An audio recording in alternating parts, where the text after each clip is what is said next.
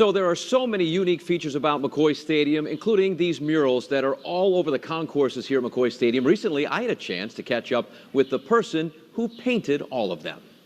Each one tells a story. And Tunisia Heuser was a big part of the Paw Sox story at McCoy Stadium. I was here from the very beginning, maybe 3 years after he took over the Paw Sox, and I watched the transformation, and he turned it into a jewel. The he Tunisia is referring to is former Paw Sox owner Ben Mondor, who bought the team and saved it from bankruptcy back in 1977. When I first started, I didn't really know much about baseball at all. I was a student at RISD and came for an interview, and Ben was so incredible that he wanted to do something hand-painted. So I first painted them on the walls. And they were all so young. But when I started, they were older than I was. And that changed after a little while. After the stadium underwent some renovations in 1998, the original wall paintings were replaced by some framed photos and other paintings from Tunisia. This is also one of my favorites. I love it. I love this expression, looking up, catching the balls, and I think this is really nicely done, the shape of it, the colors. This was Heuser's first trip to McCoy Stadium since the Paw Sox left for Worcester. All these wonderful players that started here. And so I think for the fan base, it was extraordinary for them to come and say, well, who's going to make it? Who's going to make it? So all of that is gone, you know, and I just, walking around here is surreal. It's eerie, and it is very emotional. I'm very, very sad about it because it was such a part of my life. And it was like somebody took something out of me when they did this. When Mondor died in 2011, Tunisia was honored when asked to do something to honor him. We grew to be really good friends over the years, so much so that when Ben passed away, they asked me to do a life-size sculpture in bronze for him, which was an opportunity for me. I'd never done anything like that before. So the whole place was, for me, was opportunity. For the baseball players was opportunity. For people in the office, it was an opportunity to create a whole feeling. It's, I don't know, it's just terrible. What can I say? It's just an emptiness that I feel, like this deep emptiness. Not only for myself, but for all the fan base and the people that used to come here. When I can hear everybody. You know, I hear everybody. It's like all these ghosts are still roaring. So the question now is, what's next for this baseball stadium, this massive piece of land? Mayor Don Grebian, well, he's keeping the door open for baseball to return here someday, but the mayor also has to keep every option open for this city and make the most fiscally responsible decision moving forward. So everybody, thanks so much for listening. We have an exciting person on to talk about art, and she's done an amazing thing in Rhode Island. But even before we get into that, if you're listening to us for the first time on YouTube, definitely subscribe, like, and share this interview. And when you subscribe, definitely hit the bell because it makes sure that every time we put up an interview, you get to see that interview right away. This person that I'm interviewing is from my native land of Rhode Island, but she's traveled and lived all around the country and all around the world. So with that said, we're going to bring her on, and it is Tunisia Heuser. Did I get it right, Tunisia? That's right. All right, Tunisia Heuser here, and she's done art, sculpture, she's done wood carving, she's done bronzing, she's done three-dimensional, and a little bit of a bio, and it's so long, I'm going to read some of it. But so Tunisia's done so much. I mean, has her artwork in the Phillips Collection Museum in Washington, D.C., the Hammond Museum in Los Angeles, Rhode Island School of Design. Obviously, she went to school there. She has music. She has artwork there. And all over the country, Brown University, and there's tons of other places, but I'm gonna, there's so many, I guess I should say, it's hard to even read them off. There's so many, but Tunisia I lived Heuser, a long time. I agree. It's amazing what you've done. And I'm so excited to have you on. So Tunisia Heuser, thanks so much for coming on. Greatly appreciate you.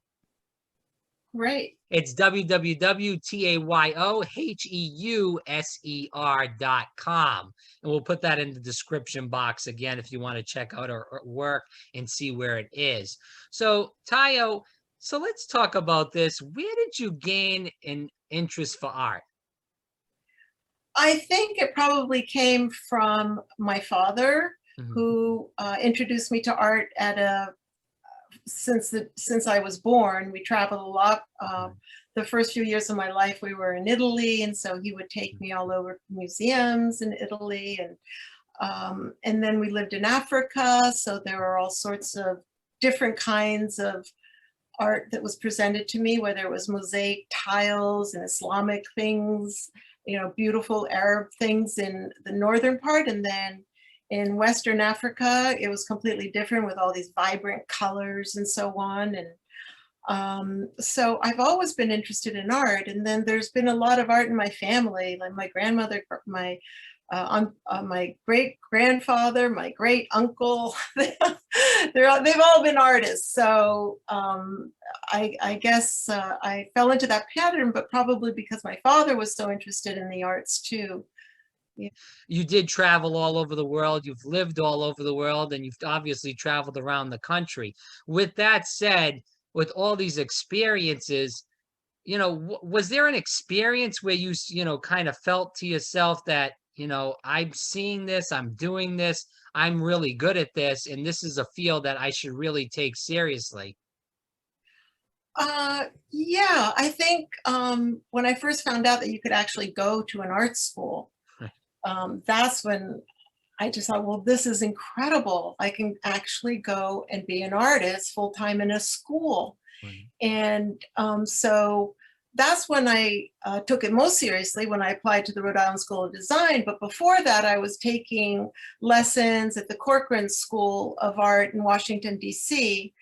But always going to museums as long as I can remember, and art galleries as long as I can remember. And I've been drawing ever since I can remember. So it's always been a huge part of me. And I think my parents recognized that. And I was really fortunate that they didn't try to make me do something else, because I've met people whose parents, whether they want to be musicians or something else, whose parents didn't allow them to do it, which I think is really wrong. So it's so sad just when that happens. Well, we talked about this a little bit off the air about, colleges, and a lot of people's parents frown upon, the arts in Mhm. general, and saying, whether it's acting or, being an artist such as what you are, they tell their kids that if you go into that field, yeah, it might be a fun thing you can do as far as side work, but it's something you can't be professional in and actually make huge amounts of money off, which is obviously not true. So, you spoke about that. So what would you say to somebody's parent that says basically what I just said to you, that they can't make money off this and they can't really have a career in this where they can make that kind of money? Well, the first thing I would tell parents is that they're completely wrong, Mhm. and that if they look up how many people work in the arts in a museum setting, or in school settings, or in advertising, there are so many places where artists are involved in one capacity or the next, and or another, and they can make a lot of money. I know some of my students who went into animation Right. and who are making so much money and loving it. And it just goes into every single facet of life, learning how to be creative so that you can think spontaneously. Because when you're a creative person, you're constantly thinking creatively. What happens next? What happens next? And you're responding to every single mark, every single color, every single thing. So your mind is so aware. And so that can work in any situation that you're in. So the arts for development is super strong. Then there's graphic design, there's Right. architecture, there's industrial design. They're all the arts. Well, I think the people that say this to their kids, we talked about this off air again too, because we talked a little bit for Yeah. people that are just tuning in off air before we got into this obviously live conversation. We talked about this is that a lot of millennials want to do something that they enjoy and they love. And this isn't even millennials right now. It's people after COVID. They've been stuck in their house for so long that they're saying, hey, I'm working in this job where there's no creativity. It's a menial job. I don't get anything out of it mentally, physically, emotionally. I'm just getting drained with anxiety. So why don't I try to go back to school or go try to do a job that I would enjoy? So I agree with you. I think the parents are saying it's all about the money. And yes, it is about money. You obviously want to have a house and food and health insurance, and the list goes on. Sure. But you also want to do something that you at least enjoy and that you can be creative with, like what you're saying. Yeah, it's true. And I think when people during COVID and so on, they want to do something that they enjoy more, so on. It's not that when you're making art, it's not like always enjoyable at all. Right. It's like a challenge Yeah. every single step of the way. And sometimes it'll feel enjoyable. But most of the time it happens at the end, or there are moments while you're creating something that you're like, oh yes, this is working. But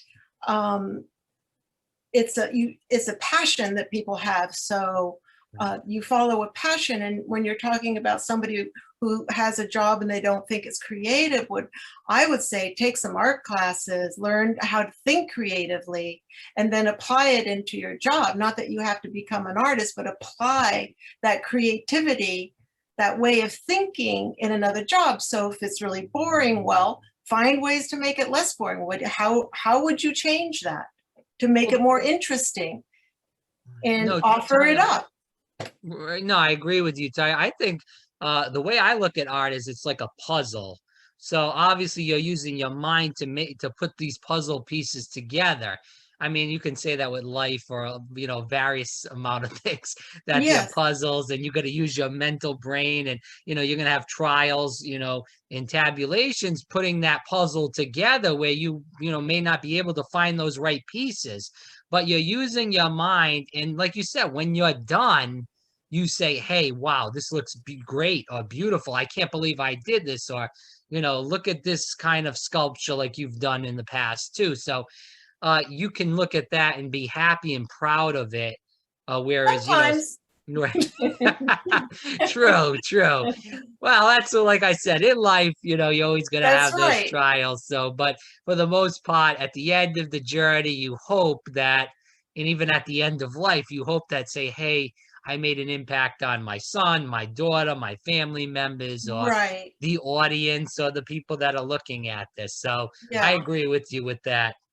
But let's let's keep moving on into the interview. So, just to kind of, I had to get that question because it kind of went to what you had to say, but going back into the interview, living all over the world, and I know you talked about Rome, and there's so many beautiful things in Europe in general as far as art goes. Not to say that they're not in this country, because of course they are also. But when we think of art, I personally think of Europe. Maybe you disagree with that. No, not at all. I mean, it just has a lot longer tradition of the arts. True. So hundreds and hundreds of years longer. So, and because of that, I think people respect the arts tremendously on that side.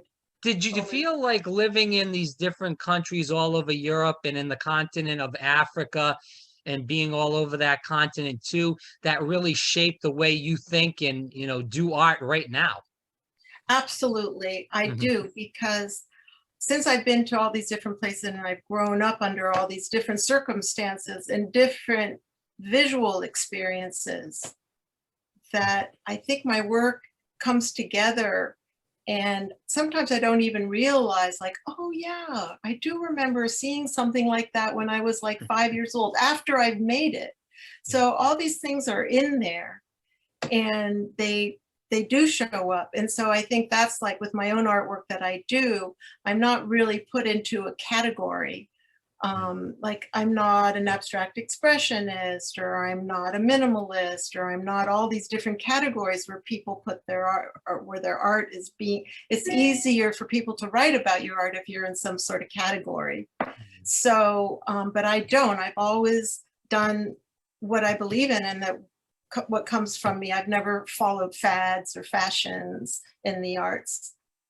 So talking about that, and we've been talking about artistry in general, whether it's, and we kind of dabbled in slightly a little bit of this of, music, as far as an art, obviously, painting, sculpting rather, wood carving, bronzing, and obviously acting. And there's so many things to do in the arts. In general, what do you feel like as being an artist yourself makes a good artist? Well, I believe in skill. I'm old-fashioned that way. I Right. really believe in setting a strong foundation, that if you're going to be an artist, whether you're one of these artists that has everybody paint your paintings for you and everybody carve your things for you, you should know about your materials and how they work and what you can do with them. Right. Because what I've been hearing from fabricators who fabricate people's art, that don't have any skills, they're like, but this person doesn't know that this doesn't work with this material. Mm. And they're saying, but what are you thinking? This isn't going to work. You have to use something else. And they're like, oh, well, what else should I use? And that's because their skills aren't taught so much anymore at all. So I really believe in a very strong foundation in the arts, whether it's a combination of drawing and 3D and a study of many materials, contemporary materials included, like lasers and so on. Do you feel like 3D printing, since you kind of brought up 3D in general, is going to really change the art game as it progresses? Well, again, I think it will. I think it depends on how it's used. There's an English artist called Tony Craig, who uses 3D printing for his sculptures. But before 3D printing came out, he did everything by hand, and they're magnificent. And now he uses 3D printing in such a way that it works. But on the other hand, you can tell that it's been manipulated by a computer in a 3D fashion, but they're still pretty amazing. And then other pieces, it just doesn't work that way, 3D, and you see somebody who's actually used their hands, and it's different. You feel like that's a cheat, using 3D printing compared to, like you said, someone using their hands? Well, I don't think it's really cheating. I think you just have to know how to use your hands first. So that if you are going to use these other things, then already you have some sort of foundation of how things work and are put together. You've been educated on that, on especially skills. Yeah, I mean, for the Pawtucket Red Sox, for instance, Right. I had done a lot of portraiture and some bronze work, but mostly all different sorts of things in my own practice. And then at the end, Ben Mondor, who owned the stadium, when he died, they asked me to do a life-size figure of him.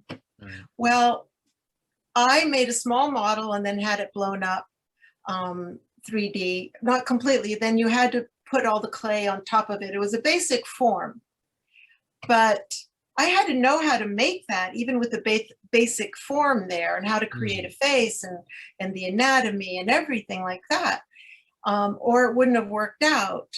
And it did work out because his wife had brought tears to her eyes. So I know that it looked like her husband. But without having studied portraiture and really studied anatomy and really studied all those things that few people do anymore, but I think there's a backlash happening. It wouldn't have been a success. It would have just looked, it wouldn't have felt alive. Right. Tunisia Heuser here on Fire Breathing Rob. Again, www, it's TAYOHEUSER.com. As we keep going into the interview, I just want to keep a little bit on you, and then I do, like I said, want to go into the Paw Sox. So I was told now, and you can correct me if I'm wrong on this, that you do more sculpture now than painting. Is that correct? And if so, why? No, it's not correct. Okay. When I have an idea, I think what would be the best material for my idea.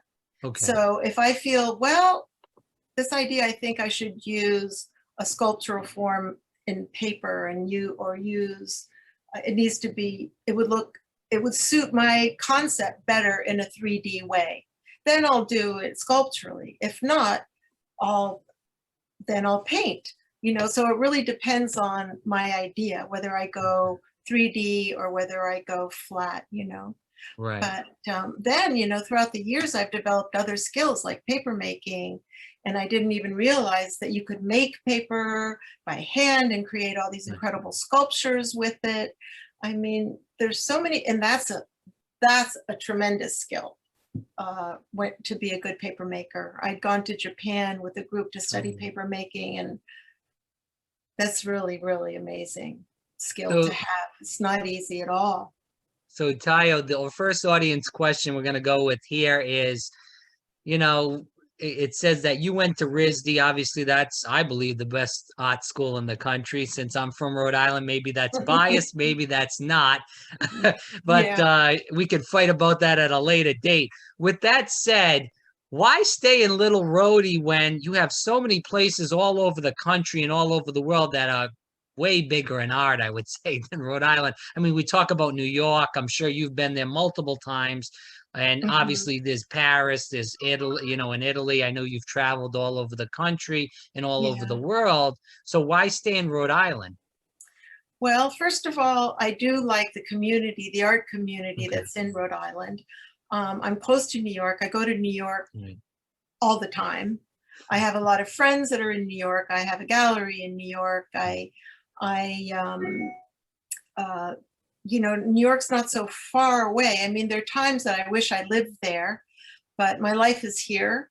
And so many young people from RISD and Brown are staying and creating incredible communities on the West Side. So all these artists have been opening up boutiques, have been opening up handmade, all sorts of different things, restaurants, cafes, everything. And so then they'll hire other artists to paint murals, or it's just a very vibrant community to be here.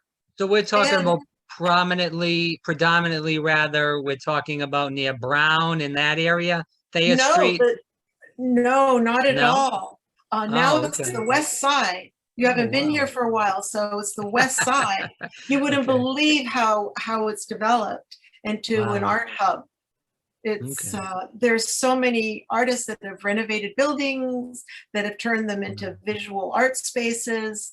There are lots of art associations that are very strong here, that bring artists from all over the world, whether it's in drama, music. It's very vibrant community. So the arts are really very much part. And in fact, I was speaking to somebody that said the arts brings in more money to Rhode Island, the art community and all the things that we do here, than sports. Did. Or do. I don't know. That's what they told me. I did Providence College in Rhode URI, but yeah, no, I think maybe where they were comparing it to another city, that how much more.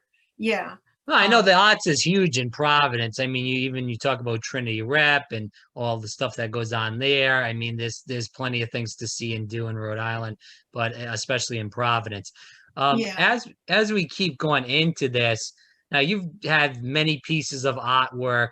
What do you feel like are some of your favorites, and where can people find them? Well, my favorites, I think it's easiest to go to the galleries that I'm with. Is the best place to see my work. And it's always rotating, and I'm on different platforms where people can see my work.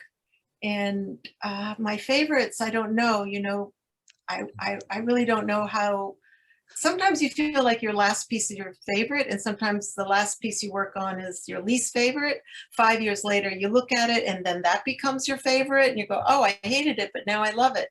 So it's... Well, you've done so much material, it's tough probably to say, hey, this one or two pieces are the best thing I've ever done. And yeah, I guess it is. And I always, I just keep, I'm never satisfied.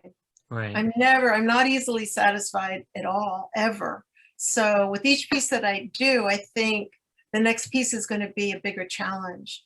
Okay. So I think the worst thing for anybody is to be easily satisfied, because you're easily satisfied. Well, then how are you going to progress? Right. So then I try to, so then I'll start experimenting with different materials. You know, that's what I'm doing. I have a show up that's opening up right now at the Jamestown Arts Center. That's another art center that's been put on the map in Rhode Island, in Jamestown. Beautiful space. And I was offered to do work there, and it's a sculptural piece because that's what they wanted. And the kind of thing that I made there, I never would have done by myself in the studio hadn't they given me this opportunity.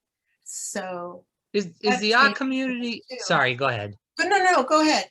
Is the art community, you said it's growing so big, is that, I know we talked about Providence, Jamestown now. Do you feel like, is it just, I guess I should say Newport, right, correct. Is it mainly, Tayo, that people are just staying, or are they coming to Rhode Island, or is it just mainly these students are staying in Rhode Island? I think it's a combination. A lot of people from New York left and have come here, not just during COVID, but before. For the past, I would say there's been really, you know, within the past 10 years or so, because everything is online now. Yeah. You know, you don't have to be in New York or Boston. New York is the place, but you don't really always have to be there anymore, because people are showing their work online. The gallery work is online. People are buying online. There are more sales online than there are in a brick and mortar gallery. So that's changing. That's a whole new, you know, landscape there for the arts. So this is my question, I guess. I didn't have this for the interview, but since you're talking about it, you know, we talk all the time on here about how Amazon is crushing a lot of these businesses, the local mom and pop businesses, because, you know, they're not getting those people to come in the stores. They're not getting people to buy because they might be a little bit more expensive, or they can't do that 2-day delivery. You kind of just brought up a point about galleries, and obviously, you know, people still go there, just like people just go to regular stores still and shop. But it's not, is it not as big as it used to be because of this online issue? Is that going to be hurting galleries, that we might see a close down? I think it hurts probably a lot some of the smaller galleries, because a lot of smaller galleries, they show a lot of various artists, but they're not always famous artists. Right. But they usually have one or two that are.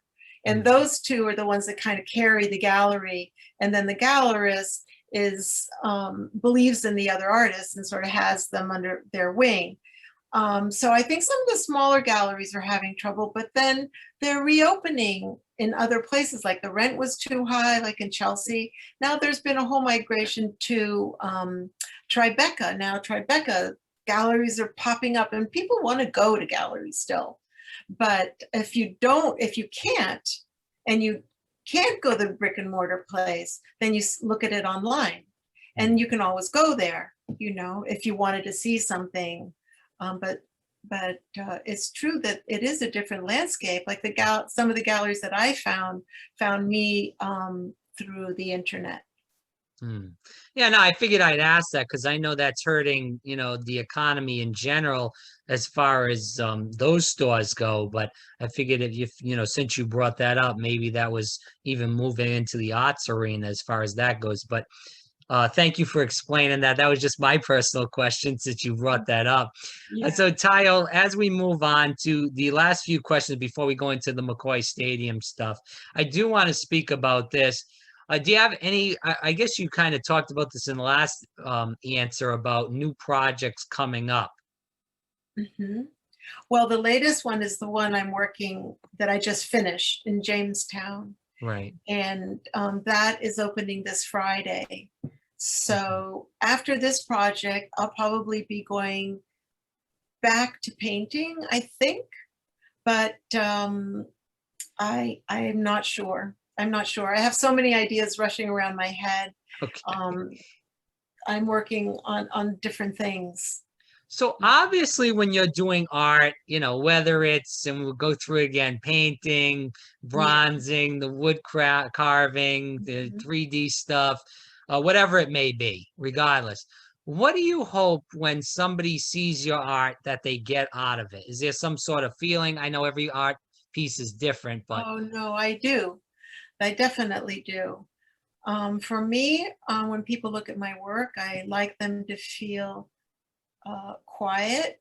I like them to quiet down, almost try to be in a meditative state. I think when people look at my work, their their tranquility level comes up, Mhm. and something happens inside that is very quiet and takes them away from all the loudness that's around them and in the outside world. So my hope is that it's a place for them to be quiet and restful Okay. and find uh, something inside them. You know, I don't want to Mhm. get too corny, but like, you know, I I get what you're saying. well, you know, in Africa, I visited a lot of shaman, and Mhm. I there are a lot of so-called spiritual artists, but they're not really spirit. They're transcendentalists, is what they're called. So the Whitney Museum in New York, for instance, just had a show of Pelton's work, which is it's beautiful to look at. And then there's Hilma af Klint, who just had a show at the Whitney. Yeah, was that the Whitney? No, the Guggenheim. It was Mm. at the Guggenheim that was spectacular. And that was all a form of spiritualism in the arts, without being, you know, what you usually see, like the little Buddha or whatever. You know, they're really magnificent paintings. So I think if anybody were to categorize me, or even an artist like Agnes Martin, um, those are the artists that I really relate to. Again, it's www.tayouheuser.com. Tayo Hauser here on Fire Breathing Rob. As we move on to the last few questions before we get into the McCoy project, actually, this is the last question before we get into the McCoy projects. We talked about this on off air rather, but I do want to get this on the recording. So I'll kind of just state it in this way. So we do see a lot of grammar schools and high schools all around the country cutting art programs and classes in general. Do you feel that that's going to hurt that self-expression in the therapy that, you know, I believe art provides personally? I think it's terrible to cut out any form of the arts or music. I think it's doing a disservice to our schools, and I think that's where there has to be um, somebody to educate whoever's running the schools to show them how important it is, because they wouldn't be making these choices if they realize how important the arts is and what it does to the development of a young child's way of thinking. It's really about problem solving. And that's what being creative is. It's like solving one problem after the next and figuring things out. And people have this warped idea that the arts are always a fun sort of thing to do. It is because you like it and you love it, like anybody who loves their job. Yeah. But there's a lot of hardship along the way, and that's where all the creativity comes in to try to think about things. And um, I think children naturally do that, but to cut that off all of a sudden and not give them that opportunity is just awful.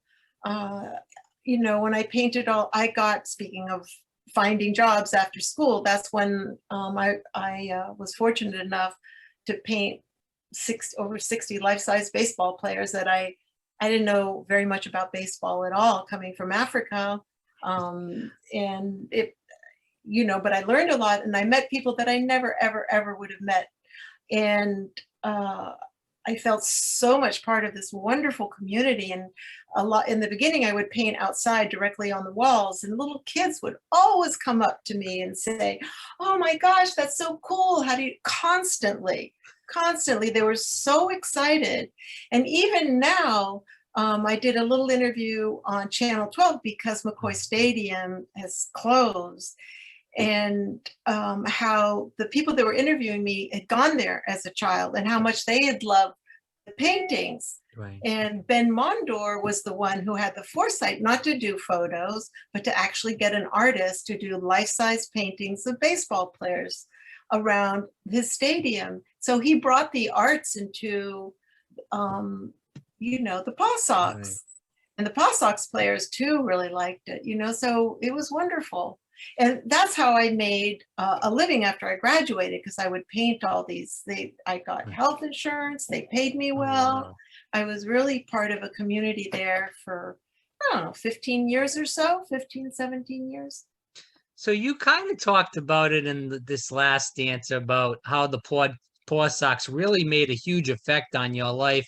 I know a lot of people growing up, such as myself, did see your work around the stadium, and you can still see it for right now. I don't know how you can get in there, if it's open or not, but well, it's been replaced by photos, and they're all just peeling. And one looked like person, bad. one person bought all 60 of them. Wow! And I'm trying to. I know he sent me emails after he heard about, and I can't find his email, and I really want to find him, because he's taken extremely good care of them with the frames. Yeah. So after 99, when they redid the renovations, regardless of the date, I know you said that they changed to the pictures. So that person got all those right at that time. Is that what you're saying? No, it was later. They were up for a long time. And then I think at a certain point, they decided to replace them by taking photographs and putting up photographs. And so I don't know if they had an auction, I believe, but one person just has them all. That's a lot of Pretty that's cool. a lot of that's a lot of artwork. I know. I hope he's been storing them and taking care of them. Yeah, so he must either have a huge house or some kind of place where he's putting them. I saw them. I saw them probably, I don't know, it must have been maybe 7 years ago. Is this in Rhode Island? Yeah, or somewhere else? In Rhode Island. It was in Rhode Island.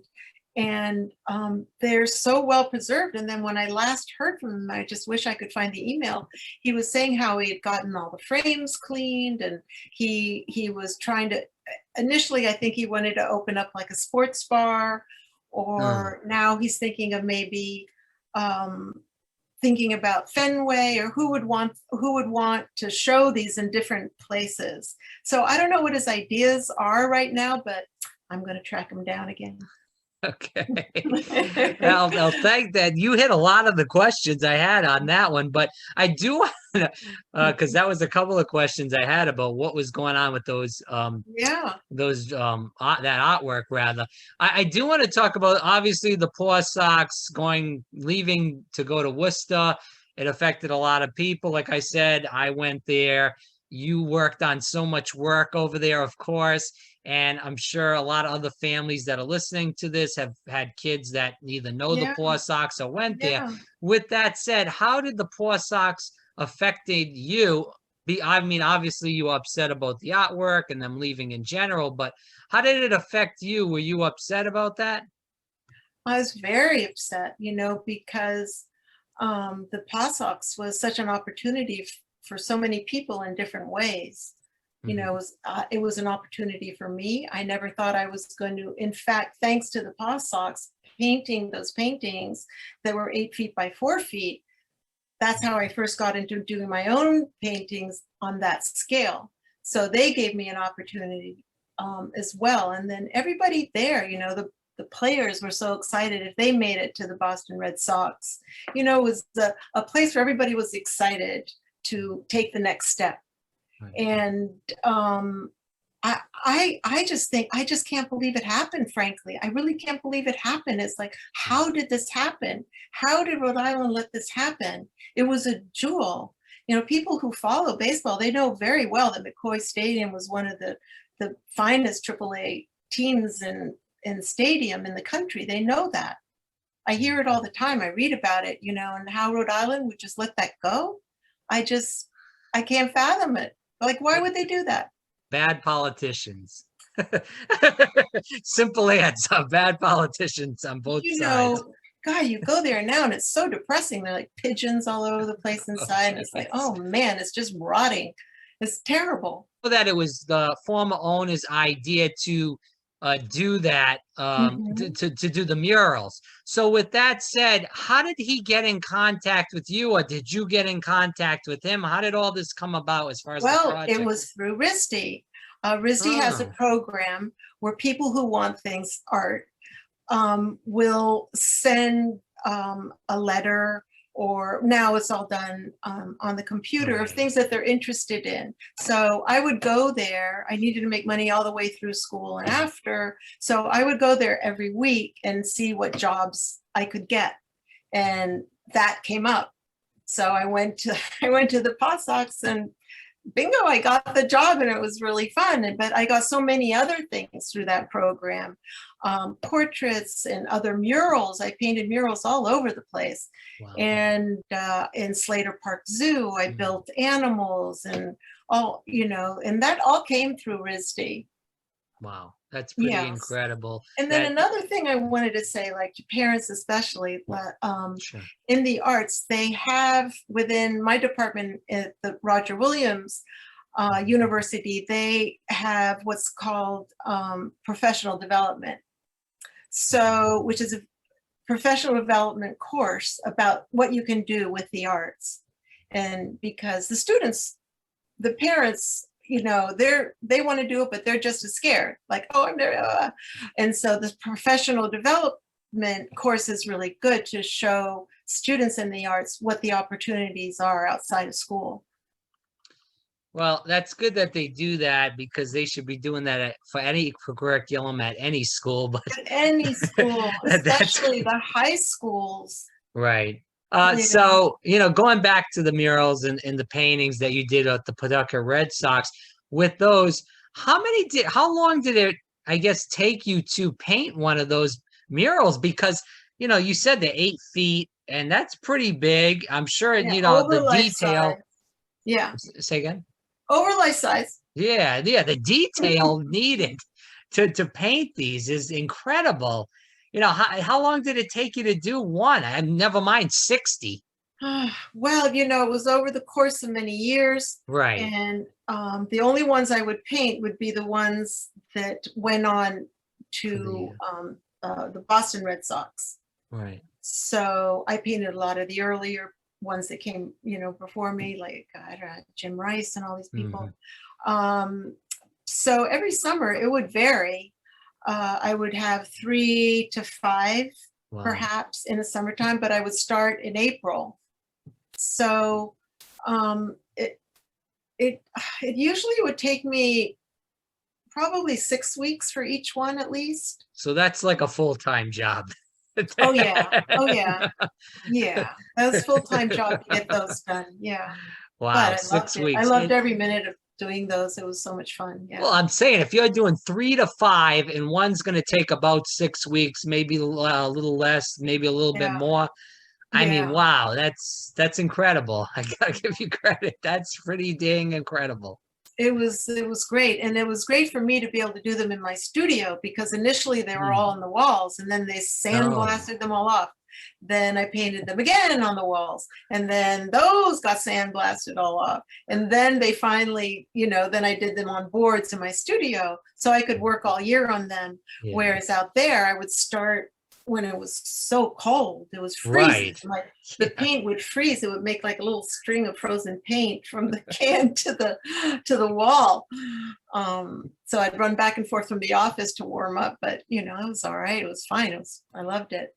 Did you have a favorite player that you painted? Yeah, I do. Okay. Who's that? It's Oil Can Boyd. Okay. Yeah. And why is that? It's really dynamic. And I just love the pose that he's in. Yeah. And he has sunglasses on, and he's like flying, and I don't know, I just love it. It's really. So how did you get all these poses? I didn't. I got them from various photographs. Yeah, Oh, okay. yeah, I was thinking like, yeah, because if you're gonna make 60 of these, obviously through the course of time, I was like to do 60 different poses but that's yeah, incredible. yeah, Oh, yeah. I had a whole bunch of photographs to work from, so mm. that's what I would use. Yeah. Yeah, One go ahead. Sorry. one thing that's great for me Sure. is that I was really worried about the statue of Ben Mondor, like what's going to Right. happen to the statue? And when his wife sold the stadium, she stipulated that the city of Pawtucket has to keep it and put it someplace. So I don't Mm. know where they're going to put it, but it will remain there, and it'll always be a sign of the Paw Sox. But it's still in front of the stadium, It's correct? still Right in now? front of the stadium right Yeah. now, yeah, Okay. All but it's right. going to remain in Pawtucket, so All right. somewhere, yeah.